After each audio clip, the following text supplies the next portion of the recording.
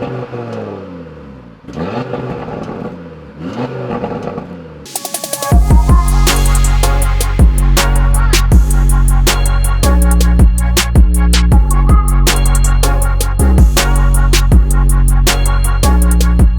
Internet world, we're here today to talk about my long-term test drive on an RS3. Now, I've had this car under my wing for about 6 months. I've put on 8,250 kilometers. I'm pretty sad to let it go, except for the fact that one of my subs, Alex, actually bought this car. Like, how exciting is it when one of your subs can find you on the internet and buy your car that you actually drive? Today I'm going to talk about all the things I love about this car, a couple of things I don't love about it, but overall, let's do it. Let's talk about this RS3. So this specific car, the paint color is called Aura Blue. Now, RS3s make 400 horsepower and 354 foot-pounds of torque out of a 2.5 liter 5-cylinder that has a unique firing order in the cylinders, and they fire 1, 2, 4, 5, and 3. Now, this car is not fully hand-built, but there are hand-built pieces, and it is built out of a different factory than an S3 or an S4, for example.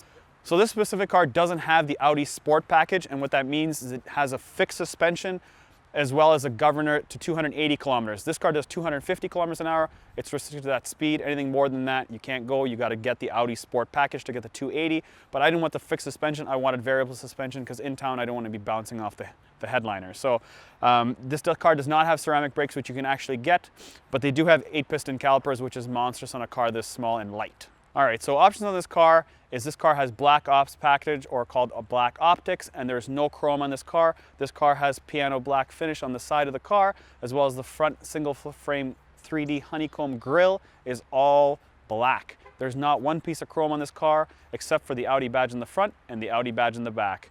And this car has red brake calipers. Most of them come black, but this one's got red.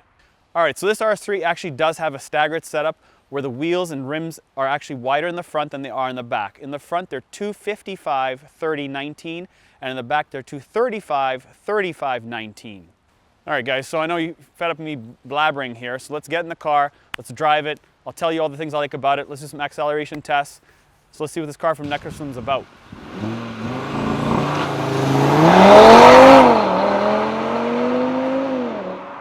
So I'm in dynamic. So there's 3 different real driving modes you can drive this car in.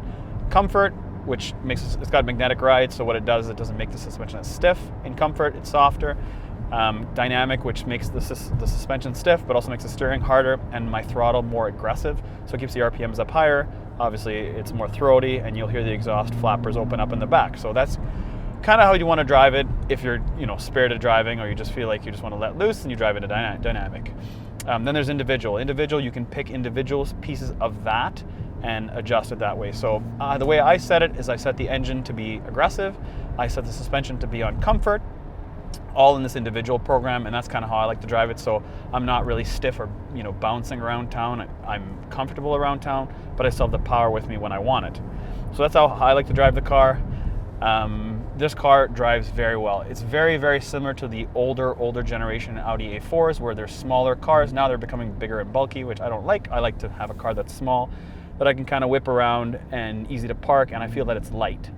However, there are differences in what I'm trying to do. So if I'm going to sit on the highway and I'm doing a 3 or 4 hour trip, just sitting on the highway at 120 kilometers an hour, I'd be sitting in comfort, but I'd probably also want to be potentially in a bigger, larger car with a larger wheelbase. But for this specific car, in comfort, it is still very, very smooth. So some people ask, like, is it really, really bumpy? Now I'm in dynamic right now, and as you can see, my head is actually not traveling very much, and I'm going over some bumpy roads. What I do like about this specific tack is that I can see the RPMs. Some people prefer this one. I don't like this. I don't really care about my boost gauge because I don't really watch how much boost I'm running. I just sort of feel the car out. So I drive in this mode, which is basically the sport mode of this car. So this is an R8 cluster. So you can't get this cluster on an S model car. So the S3s will not have this cluster, and I can adjust the power and torque. I can move things around. I can change my display. I can see my trip computers, my lap times, my stats, and obviously change the layouts. Pretty cool that you can do this. This is an extra feature on an RS model that you don't normally get. This steering wheel feels awesome. It's got the Alcantara feeling on the side here, so it's just so soft. But these paddle shifters actually do make a difference. So when I first started driving the car, The first 4,000 kilometers, I just had it in dynamic when I felt like I wanted to go fast. Most of the time I was an individual. But these paddle shifts actually do make a difference. And they don't make a difference in terms of shifting, but they make a difference in what I see. Now this tack here will go to 800 RPM when the car is warm. When the car is cold, it'll actually stop at 5,000 RPM and it won't let you go past 5,000 RPM. Now, I don't know how many people would drive a car past 5,000 RPM when the car is cold, but the car will not let you if you're trying to do it. All right, so now I'm in sport. So it automatically shift the gears for you. Now, if I press the Flappy Battle gearbox and change it to M, now I can manually change the gears. Except something weird happens. When I use these to keep it into M, and I go past 5,000 RPM, it stays gray, nothing changes. However, if I do shift the gearbox down here and I move it to the right and force it to be M, when I do the exact same thing, I get colors. And I have no idea why that is, but it is the case. I can still shift with this, but now all I've done is I've moved this to the right position. I do the exact same thing here, and I just underload here. I get colors, wow, green and yellow.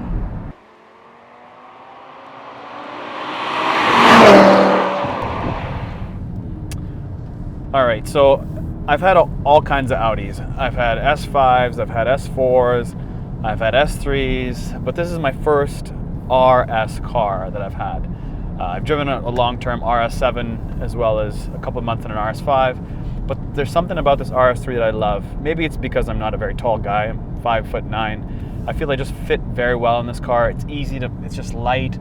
It handles very well, obviously, but most people are asking me, like, why would I spend twice the price of a basic A3 for an RS3? And obviously engine is one of them. I mean, there's nothing you can buy that does this kind of performance. You read the numbers online and you'll see numbers from anywhere between 3.6 seconds 0 to 100 to 3.9 seconds 0 to 100. And I think that's, like, anything up to sub 4 seconds is freaking awesome for a car that you can buy at a base cost of $60,000 Canadian, which probably ends up being somewhere around $50,000 American, which is awesome. You can't get anything out there that can fit 4 people comfortably with all the inside fit and finishes that this RS3 has. Now, obviously, some of the fit and finishes aren't as good as an S5 for a similar price point, but an S5 will not give you this massive smile on your face or the sounds you just heard from that flyby. So you tell me what you think. Get in dynamic. All right, so I'm going to change this thing up to comfort. One of the cool things is that with the 3-spoke steering wheel, what Audi's done is there's an asterisk sign just under the nav button here, and I can adjust that to a few different options. So what I did is I set it up so it can adjust my Audi Drive Select. So instead of me clicking on to going into pressing the Drive Select button, I can simply just press this button, and in this specific case, I'm going to turn it to comfort. So it's more comfortable for me. And yeah, so now I just feel like I'm just driving a regular car. It doesn't really feel like I'm driving anything RS. It's just comfortable and, you know, haul along my day. And if I want to go crazy, I press the dynamic button and then voila, then I feel like I'm driving a RS car. I just went over some crazy train tracks, and as you can see, my head didn't bounce off the head, and there's another set of train tracks here. I'm going to go over them, and I'm doing 67, 68, and now I'm going to go to 50 and going over train tracks, and yeah, smooth, comfortable. Something you'd probably expect out of an A4. It's definitely not as stiff as when it's in dynamic. Dynamic is really, really stiff, which is great. That's why I didn't opt for the full suspension. I just opted for the dynamic ride, which is what I like to have. All right, so along with the other things that I talked about, this car has progressive steering. So the more I turn my steering, or the quicker I turn my steering, the more the car actually turns. So I don't have to do a full lock rotation for the car to do a full turn. I can just do a quick turn and the car will give me a full lock, which is really, really nice, and that's part of the steering. Obviously, that goes to suspension as well. If you had steering that you were trying to turn and you give it a little steering input and it took a while to turn, that would suck. So the steering I ride is a direct feel. It's basically like a go-kart. I mean, that's the easiest way to explain it, but it's not that stiff. Like in comfort now, it's very, very light. I can use one finger to turn left, one finger to turn right. It's not super hard to turn, pretty light. But just the situational position of how I'm sitting is just really, really easy to drive. So on the inside of the car, this is pretty typical in Audi fashion. You've got your nav, your telephone, radio, media, as well as Apple CarPlay, which is in your menu. So if you hit menu and you scroll down and you go to Audi smartphone interface, you push down and then it'll pull your connection manager and then it'll go to either Android Auto or Apple CarPlay. Now if you want to put an address in, Like most Audis now that have the MMI Touch, you can put nav. It's going to ask you where would you like to drive to, and then you can simply just write it in here. So we'll pick our home base, which is Toronto. So Toronto, it'll come up, and Toronto will work. So it's a pretty intuitive system that comes down in the car, as well as your virtual cockpit, which is your maps that populate like that. So for anybody that knows Audi, this is pretty standard on the higher end stuff. So you do get all the tech now in the RS3. It's not like you get a car that doesn't have any tech. The only part that does suck for tech in this car, and it's not really tech, is the manual seats. So the people have talked about the manual seats over and over. But how many people are actually going to drive your car? Do you have 4 drivers or 3 drivers in your car, in your household, that are going to drive this car? Probably not. If I owned an RS3, I wouldn't lend it to anybody. So with that said, I'm happy with manual seats. I set it where I want, I put it exactly where I'd like to have it, with this little pull-up bar, which is extensionable, and yeah, and I would never move from here.